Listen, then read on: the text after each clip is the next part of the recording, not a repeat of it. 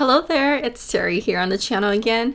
I am so excited that you are joining me for this special video celebrating Trinity Stamps January 2025 release hop. If you are new and have not followed along with the hop, you are in a special treat. There will also be a giveaway for this hop over here on YouTube as well as Instagram, so be sure to check it out. I will have descriptions with everything noted down below. Okay, let's get started. For my project today, I am using the adorable stamp set from the release. This set is called T-rrific Dinos. I love the images in this set. I especially love the T-Rex with the arms extensions. I placed a white color cardstock in my MISTI and stamped down a few of the images using an alcohol-friendly ink. I did have to stamp the images down a few times to get a good impression. Now is one of my favorite parts. It's time for coloring. I like using alcohol markers to color in the images, but you can use whatever medium that you have on hand. I will go ahead and add some music here and speed up the coloring process a little bit. If you're like me and like to watch the coloring process, I do hope that you sit back and enjoy, but if you don't, I will leave a time down below where you're able to forward it to hop on to the next step. Okay, see you in a little bit.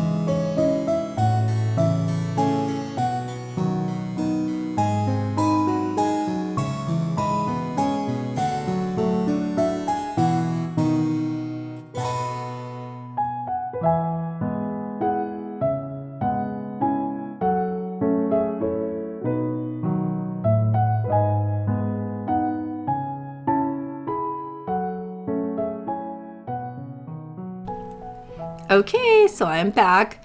I used the coordinating dies and ran that through my die cutting machine. I love how the images just pop right out so nicely.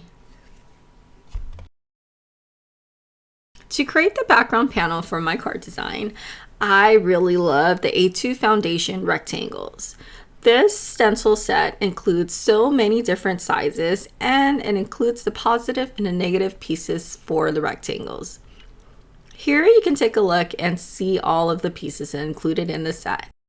To help with deciding which foundation rectangles that I wanted to use, I just grabbed one of the die cut pieces and held that in front of the rectangles to make sure that the spacing and alignment was what I wanted. And once I selected which rectangle stencil to use, I went ahead and used the Dainty Scallops rectangles and ran that through my die cutting machine on white color cardstock. This die cut is what I'm going to use to mask off the areas that I'm going to be ink blending. So I'm using a grip mat here to help hold the cardstock and stencil in place. But if you don't have this, you can just tape it down to your work surface. If you're interested in anything that I'm using in this video, I will have it listed down below. Then going in with a cloud stencil as well as a blue shade of ink, I am inking on the clouds onto the background panel. I like blending at the top portion of the cardstock, then moving downwards. As you can see here, the mask area that we use, which is the A2 foundation rectangles, is blocking off some of the areas on the card panel. I like using the stencil because I don't have to worry about the measurements of tape or making sure that the tape is aligned correctly or straight. And I wanted to add some splatters onto the background scene, so I added some of the paint onto my glass surface and spritz some water, and I'm using a paintbrush to splatter that all over the open areas. And then I removed the stencil, and you can see how clean and crisp the edges are. And to add a little more details to the die cuts, I use a white gel pen to add dash lines and dots. Before I adhere the dinosaur to my card panel, I want to go ahead and stamp down a sentiment. I am using this cute sentiment here from the A Waffle Lot stamp set, and I stamped that down using VersaFine ink. Then I went ahead and used foam squares and popped on my dinosaur.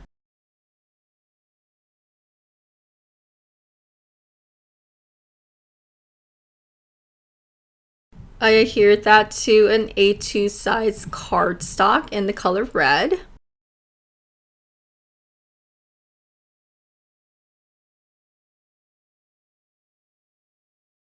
And I went ahead and added little heart embellishments on the card panel. And that pretty much completes my card. I hope you follow along with the hop, and please don't forget to thumbs up and subscribe to get notified of all future videos. Okay, until next time, I hope you guys have a wonderful day. Bye-bye.